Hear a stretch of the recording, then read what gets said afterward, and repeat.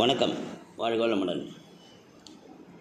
சிறுகதைகள், அதன் மூலம் நல்ல வாழ்வியல் கருத்தை விதைப்பது, அப்படி தொடராக நம்ம பேசிகிட்டு இருக்கிற சில நல்ல விஷயங்களில் ஹெல்த் ஸ்டோரியில் இப்போ ஒரு ஹெல்த் ஸ்டோரி.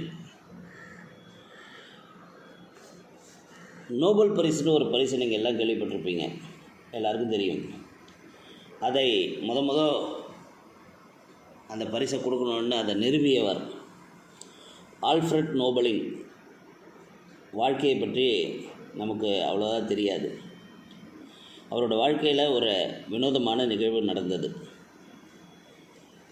அந்த நிகழ்வு தான் நோபல் பரிசுங்கிறத உருவாக்கணும்னு அவருக்கு தோணக்கூடிய ஒரு விஷயமாக மாறியது. ஒரு நாள் காலையில் எழுந்து பேப்பர் பார்த்த நோபலுக்கு அதிர்ச்சி. அதில் ஆல்ஃப்ரட் நோபல் இறந்து விட்டதாக தவறாக செய்தி வெளியிடப்பட்டிருந்தது. செய்தியை வெளியிட்டதுடன் நோபலை பற்றிய குறிப்புகளையும் எழுதியிருந்தார்கள். அதை படித்து பார்க்குறார். டைனமைட் என்ற வெடிமருந்தை கண்டுபிடித்தவர் என்று சொல்லி அவரை மரண வியாபாரி என்று விவரித்து குறிப்பிட்டிருந்தார்கள். தான் இறந்ததாக வந்த செய்தியை விட தான் பேருக்கு பின்னாடி மரண வியாபாரி என்று குறிப்பிட்டது நோபலை மிகவும் பாதித்து விட்டது.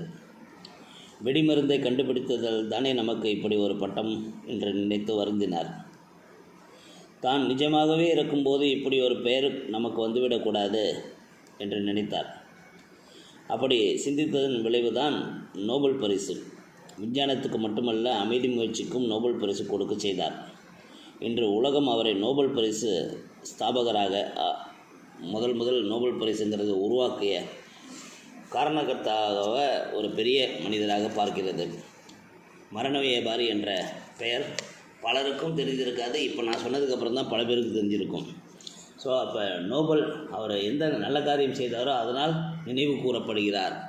அதனால் நாம் செய்யும் செயலுக்கு தகுந்தவாறு தான் நமக்கு புகழ் என்பது கிடைக்கும். நம்ம எதை செய்கிறோமோ அதுக்கு தகுந்த மாதிரி நம்மளோட பேர் நமக்கு பிறகு நிலைக்கும்.